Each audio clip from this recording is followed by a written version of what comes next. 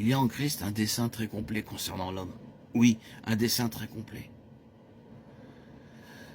Nous voyons dans l'épître aux Hébreux, tu as mis toutes choses sous ses pieds, Hébreux 2:8. En effet, ce n'est pas à des anges que Dieu a soumis le monde à venir, dont nous parlons, Hébreux 2:5, mais à l'homme. C'est un appel inouï, une vocation inouïe, pas moins que le gouvernement de ce monde, en union avec Christ, dans les âges à venir. C'est là une idée magnifique, une conception splendide. Mais quelle est la valeur pratique des conceptions et des idées merveilleuses qui se trouvent très loin dans les âges à venir? Après cette merveilleuse présentation que nous avons vue de Christ et de l'homme en relation avec Christ et de leur communion en coopération dans le gouvernement de la terre habitée à venir, il y a deux traits qui ressortent de cette épître aux Hébreux. L'une est qu'en relation avec ce dessein, Dieu a accompli maintenant quelque chose dans les croyants. Vous vous souvenez-vous d'Hébreux 12? Nos pères selon la chair nous châtiaient pour peu de jours, comme ils le trouvaient bon, et nous les avons respectés. Ne devons-nous pas, à bien plus forte raison, nous soumettre au Père des esprits? La lettre tout entière nous amène réellement en ceci, avec le chapitre 12. L'écrivain approche de la fin de son message. Il le résume. Que dire à propos de tout cela, frères saints, qui avaient part à la vocation céleste? Le gouvernement de la terre habitée à venir en union avec Christ, voilà notre vocation.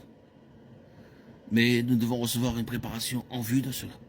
Et ce qui nous arrive présentement dans notre vie spirituelle et notre entraînement en vue de cela. Et c'est très pratique. S'il y a une chose que nous trouvons nécessaire d'apprendre, vous et moi, c'est la façon d'obtenir l'ascendant spirituel. Pourquoi le Seigneur permet-il toutes ces choses adverses, ces choses pénibles? Pourquoi ne les empêche-t-il pas? C'est pour que nous apprenions ce qu'est l'ascendant de l'esprit. Car ce gouvernement n'est pas officiel, c'est un gouvernement spirituel. Le véritable gouvernement de ce monde est spirituel. Derrière les hommes et tout ce qui se produit, il y a un système spirituel à l'œuvre. Mais c'est un système mauvais.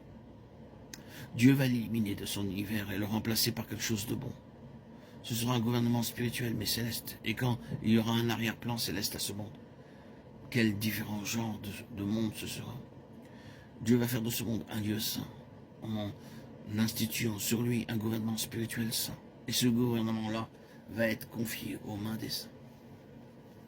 Et avec cette perspective, nous allons traverser un temps terriblement dur, une formation terrible entre les mains du Père de nos esprits. Et tout cela en vue de l'acquisition de l'ascendant spirituel. Chaque jour, nous avons quelque chose à surmonter spirituellement, quelque chose qui doit être mis sous nos pieds. Trop souvent, ce quelque chose nous domine et nous terrasse. Pour venir à bout, nous devons coopérer avec le Seigneur. Et notre entraînement consiste à ce que nous apprenions comment mettre cela sous nos pieds. C'est la mission du Saint-Esprit. Toutes ces paroles au sujet d'être puissamment fortifié par son esprit dans l'homme intérieur, Éphésiens 3,16, fort de la force du Seigneur, Éphésiens 6,10, 1 Pierre 4,11.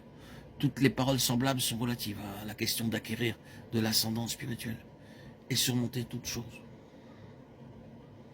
L'autre trait qui ressort de cette lettre aux Hébreux est cette note toujours répétée d'exhortation, d'encouragement, persévérons. Il y a tant d'avertissements et de supplications. Pourquoi? À cause de cet appel élevé, à cause de cette grande vocation, à cause de ce dessein même de notre nouvelle création et union avec le Fils de Dieu. C'est notre héritage, la terre habitée à venir et son gouvernement, de beaucoup d'exhortations et de constants avertissements. C'est une chose tellement grande.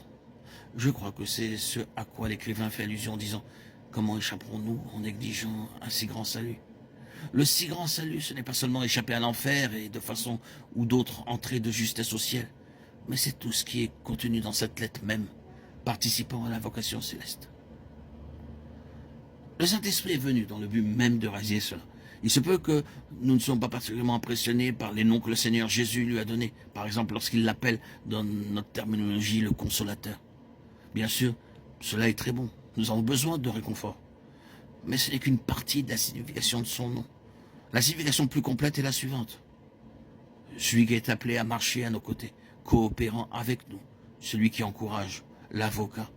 Il est venu pour être à nos côtés, pour être celui qui nous aide et nous encourage dans cette grande œuvre.